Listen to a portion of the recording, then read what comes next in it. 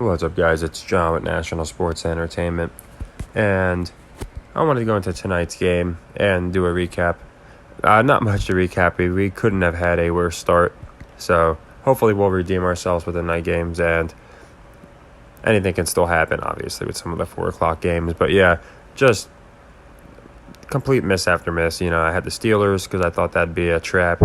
Looked like it was an as-advertised ass-kicking. Eagles looking the same, so... yeah, not great, I'm the first to admit it. But again, luckily that's why I made the system. I made this system because there's days that this happens. So I understand that. So we have a couple leg 2s that lost, meaning they'll be headed to a leg 3. We are 1-0 on our leg 3s, but again, we're going to lose leg 3s. That's just, the facts of the matter. So for tonight's game, I was looking into it, and traditionally both New York teams won't win. I've just same thing with Los Angeles. It just seems like a lot of times they won't have them both win.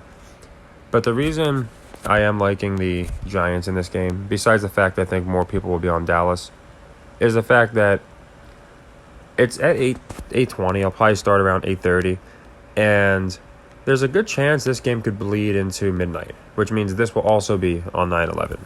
We also have the U.S. Open going on. If you look at the U.S. Open, the colors are blue and white all over the stadium. The walls are blue, and then the writing is white, and it's in Queens. So I think a lot of that is very has a lot of symbolism in it, and it's emblematic of other sports. I do think that other sports tie into it. I've gone into that on multiple occasions. So I do think that the Giants here at home are going to. I'm going to go with cover the spread, just because you could always get a 3-point game. I have a feeling this might be an overtime game. I don't know why. I could be wrong. As we know, I've been quite off today. But I do like the Giants here to cover the 3-point spread. Now, I think there's the Dak narrative, and he could come out and look good. There definitely is that possibility. But I don't think they got Lance for no reason. And also, I do think that they're going to have Daniel Jones look a lot better. So I think the Giants, a lot of people are talking about the Giants, and not a lot of the public is really on them. I think the public has way more conviction in Dallas. So the game starts a couple hours. I wanted to get it out there. And again, this is how it works. If you've seen any of my videos, this is how I do all of my picks. I go into leg 1, leg 2, and leg 3. So in this case, we missed the Bengals with Browns. The good thing is on this one, I know a lot of you guys faded me, so good job. Anytime someone fades me and wins, I'm always going to be happy about it, because at the end of the day, that's the whole reason I make this system. I do everything. I know people that will use my system and just incorporate their own picks, and that's great. That's the whole point, is to profit. I always say, profit is profit. It's always good. So if I'm wrong on one, I'm obviously going to be happy when a bunch of you faded me, because it means I think usually we're aligned. So it just shows that a lot of people, I think, when they're aligned, we're onto something.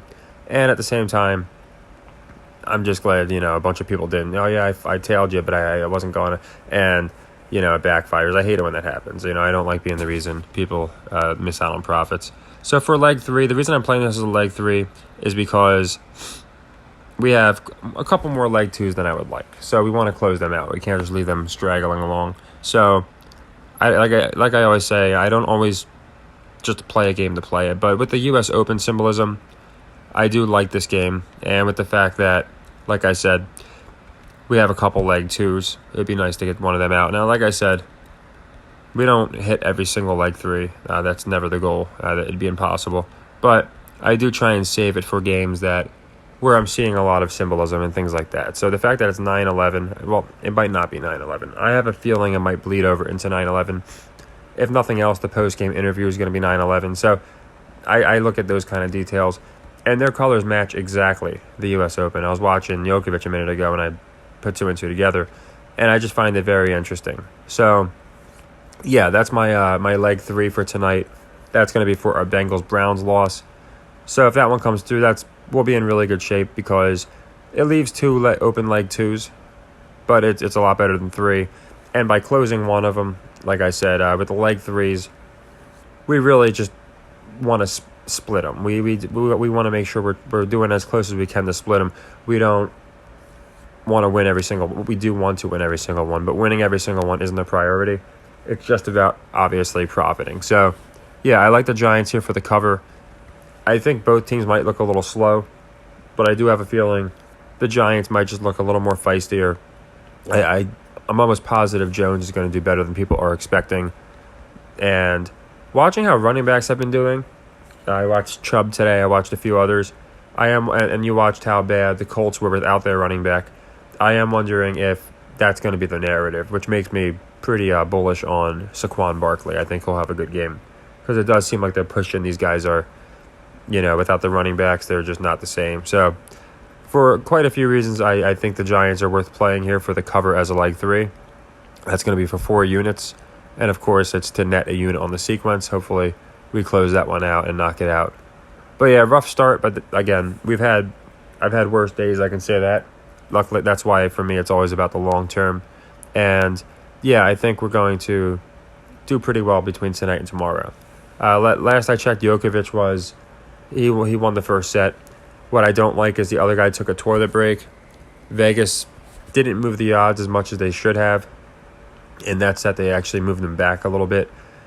And the announcers were saying, it was way closer than it looked. I have a feeling, and I'd rather Djokovic just run away with it, that Medi is going to win the second set. Whenever they take a toilet break, they seem to. So probably not bad value, but I'm just rolling with Djokovic to win the whole thing. I'm not going to do extra ones just because, anything can always happen. So take care, everybody, and happy endings.